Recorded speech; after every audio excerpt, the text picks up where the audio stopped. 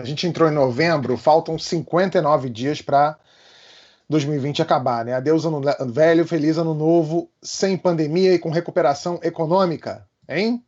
Será?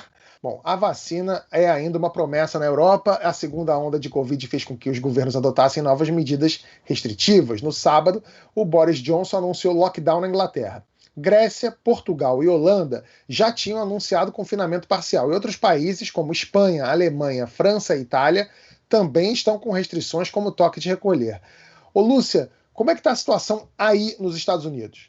Fora de controle. A situação é tão terrível aqui que epidemiologistas reconheceram que está difícil fazer o chamado rastreamento de contatos. Por exemplo, Nova York tem um dos projetos com mais técnicos. As pessoas passam o dia online. Se alguém testa positivo, elas contatam a pessoa e contatam todo mundo com quem a pessoa teve contato. E a situação é tão fora de controle aqui que eles estão dizendo que, tecnicamente, não só porque o Trump lavou as mãos e cada estado foi cada um por si, né, a única coordenação que houve realmente foi nessa área considerada tri-state, né, porque é uma área muito integrada, porque a pessoa mora num estado e trabalha no outro. Connecticut, Nova Jersey e Nova York. Aqui houve alguma integração, inclusive de circulação de um lugar para outro. Pessoas agora que entram em Nova York têm que fazer o teste, mas a situação aqui é tão fora de controle que não dá mais para rastrear. Eles estão prevendo mais 200 mil mortes, talvez até durante o inverno. Vocês sabem que nós estamos no outono, que já esfriou, inclusive, muito rápido aqui, e vamos entrar no inverno em dezembro. E também é o seguinte, a epidemia, vocês se lembram que Nova York foi o epicentro, onde mais morreu gente no começo, a epidemia avançou muito sobre estados rurais. Então, a situação aqui é terrível. E o Dr. Anthony Fauci, que é o epidemiologista mais conhecido do mundo, está ameaçado de demissão pelo Trump, que está com ódio dele, e ele já chutou o pau da barraca. Ele ontem deu uma entrevista super pessimista. Ele falou, nós estamos entrando na pior. Nossa, por aqui a situação também não está nada boa. O país já registrou mais de 5 milhões de casos e 160 mil mortos. Bolsonaro continua indo contra a ciência. Nessa semana ele voltou a ameaçar com a sua principal arma, a caneta. Depois de ser contrariado por Mourão, ele disse que é ele quem decide sobre a compra da Coronavac, a vacina produzida pela China em parceria com o Instituto Butantan. Creomar, isso é negacionismo puro ou é medo de enfrentar o Dória em 2022? Mas o Dória, o que é? Tá, Beth, eu acredito que é um misto das duas coisas, né? Primeiro eu vou fazer referência a um elemento que eu disse uns minutos atrás, que é o bolsonarismo e trumpismo com 5 dias de delay. E dentro dessa lógica, você tem que, é uma estratégia desses grupamentos, negar um fato ou um ato para tentar distorcer a realidade. O problema, como diz um grande amigo meu, é que a realidade sempre se vinga. E a realidade tem se vingado, no caso específico da pandemia. Vamos tratar como referência o simples fato. O ministro da Saúde do Brasil está, nesse exato momento, internado em um hospital vítima de Covid-19. Né? Esse é um dado. E isso mostra que, em algum sentido, a estratégia do governo é ruim para lidar com o todo, mas ela atende um microcosmo. E aí a gente volta nos 30% de bolsonaristas que tem que estar em frenesi o tempo todo, porque este é um governo que governa como se em campanha estivesse. E essa é outra lição do trumpismo. Bolsonaro age todos os dias como se em campanha estivesse. Uma vez que se faz isso, o resultado fundamental é que você não precisa ter resultado em termos de política pública, mas você tem que ter um fato novo que gere um elemento de comoção. E aí vem toda a questão do Butantan, da Coronavac, e a possibilidade de que o governador do estado mais rico da federação possa ter na manga o fato de que ele é o contraponto de Bolsonaro, ele aprovou uma vacina, essa vacina pode ser distribuída. Esse medo do horizonte futuro, que é o maior sonho dos bolsonaristas hoje, a reeleição, leva, obviamente, a uma ação que é difusa e que é o misto dos dois elementos. Você tem medo de um concorrente potencial, seja ele o Dória, o Luciano Huck, o Moro, o Mandetta, qualquer um, né? E de outro lado você tem um caso concreto que é a questão da pandemia. E aí, não por acaso, a Associação de Servidores da Anvisa se pronunciou algumas semanas atrás, dizendo que os funcionários não aceitarão pressão no que diz respeito aos trâmites técnicos da vacina. Porque aí tem um ponto, até o presente momento nós não temos tratamento nem vacina.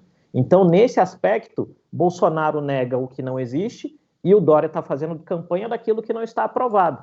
Então, esse é o dilema do eleitor brasileiro hoje. A gente está no meio de uma situação em que você é bombardeado de informação o tempo todo e, de fato, há uma enorme dificuldade de separar o joio do trigo e um governo federal que tem errado em termos de articulação de uma resposta federal sobre o que é uma situação grave, que é a Covid-19. O Kennedy, a Mara estava falando aqui que no início da pandemia o Bolsonaro de fato encarou um derretimento, né? Ele foi perdendo popularidade, perdendo. E aí veio o auxílio emergencial, ele conseguiu recuperar o que ele tinha perdido, mas a impressão que eu tinha, pelo menos antes do auxílio emergencial, é que aquele papinho dele de que é uma gripezinha e etc., isso estava fazendo ele derreter. Ele não está flertando com o perigo de novo com essa história de bater na vacina, porque a vacina em algum momento vai surgir. E ele meio que virou o estandarte anti-vacina, né? No discurso, né? O que as pessoas ouvem é que vacina é uma coisa, é quase falando que a vacina é ruim, né? Vacina é péssimo. Mas ela vai aparecer em algum momento e ela vai ser o bote para muita gente. Ele não está flertando de novo com isso para os próximos anos aí? Está flertando de uma maneira errada, basta ver o preço que o Trump está pagando pela gestão que ele deu, a resposta que ele deu à pandemia, né? A principal razão para uma eventual derrota do Trump será a pandemia. Tem um conjunto de fatores que a gente falou. Quando eu cheguei aqui em janeiro, o Partido Democrata estava dividido, a economia estava quente, o Trump estava praticamente reeleito. Mudou. O Bolsonaro, com essa resposta à pandemia, que é negligentemente homicida, como a do Trump, porque não tem uma estratégia nacional, ele corre o risco ainda, né, de se desgastar e de perder popularidade. A questão da vacina, como o Creomar falou, eu acho que é uma mistura das duas coisas. Um negacionismo, que é fruto do despreparo do Bolsonaro, que confunde tratamento com cura, né, dizendo que seria mais barato procurar prevenção, a cura do que, né, a vacina. Ele não sabe nem a diferença entre o tratamento terapêutico e a vacina. E a questão de entrar num debate que é meio como politizar a questão da máscara, ou toma ou não toma vacina. É muito ruim, Tabet, a gente ter que discutir se ela tem que ser obrigatória, porque é o problema de saúde pública mais grave em 100 anos. O planeta está usando máscara, mudou as nossas vidas. Olha como é que a gente está fazendo o programa. Né? Vocês faziam lá no estúdio, todos reunidos, está cada um na sua casa, as pessoas trabalham de uma maneira diferente, as pessoas não veem os entes queridos. O planeta mudou e ele fica tratando a vacina como se fosse uma questão de, olha, toma quem quer. Não, não é toma quem quer, não. O Brasil tem lei que permite que a vacina seja obrigatória, e é importante que se a gente tiver uma vacina, primeiro, segura, né? Você toma e você não fica pior, você não morre, você não fica doente. 2, ela é eficiente, ela te protege contra o coronavírus. É claro que essa vacina teria de ser obrigatória por uma questão de saúde pública, como é obrigatório o uso do cinto de segurança. Isso não devia estar nem sendo discutido no Brasil. Mas o tamanho do abismo é tão grande, né? O nosso problema é tão grande, que a gente tem um presidente que nem o Trump nega a vacina como o Bolsonaro nega. Pelo Trump, o FDA aqui, que é a Anvisa daqui, já teria aprovado uma vacina e estaria colocando ele várias vezes durante a campanha. Ele falou, olha, quem sabe até o dia da eleição a gente não divulga uma vacina. É que aí tem que ter todos os testes, tem que ter toda a tramitação para ter a segurança e a eficiência da vacina. O Bolsonaro é isso, né? É o pior presidente da história do Brasil. A gente vai ter muita vergonha desse momento histórico, Tabet. É um cidadão completamente desqualificado. Ele não merece um segundo mandato, como o Trump não merece aqui também, né? A sociedade americana discute se os freios e contrapesos da democracia americana vão resistir a um presidente que exerce a presidência de uma maneira imperial, como negócio de família. O Creomar citou muito bem, fazendo campanha o tempo inteiro, porque você não precisa governar, né? Indagado sobre o projeto dele para o segundo mandato, o Trump disse basicamente que era continuar fazendo o que ele estava fazendo no primeiro. Ele não tem nenhuma resposta, não tem um plano de verdade, né? E eu acho que o Bolsonaro é isso. O Kennedy, esses 30%, né, que ele conta com esses 30% para ir para o segundo turno, eles são 30%, eles são o que a rede chama do gado, ou o gado é menor do que isso? Dentro desses 30%, você tem pessoas que querem sim a vacina, até porque você está vendo Europa, Estados Unidos chegando no inverno e vindo a nova onda. Quer dizer, o Brasil, se quando o inverno chegar no Brasil já tiver uma vacina aqui, a situação fica bem melhor, né? Enfim, de enfrentamento dessa doença, inclusive a situação econômica.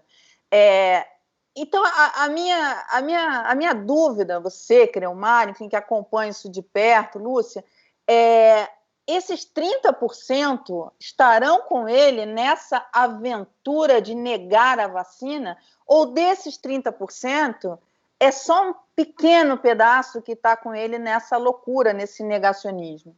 Acho que é uma parcela menor. Acho que esse bolsonarismo raiz aí, estou chutando, mas teria ali uns 15%, 20% no máximo, esse bolsonarismo mais radical, né, de extrema direita, que negacionista. Não creio que chegue a um percentual de 30%.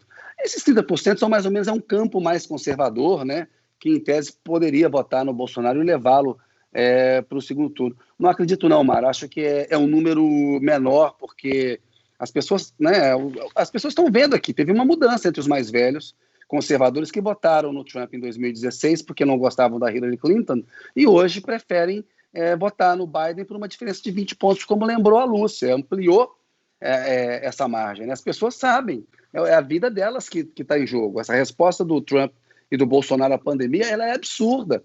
Né? Ela não faz sentido.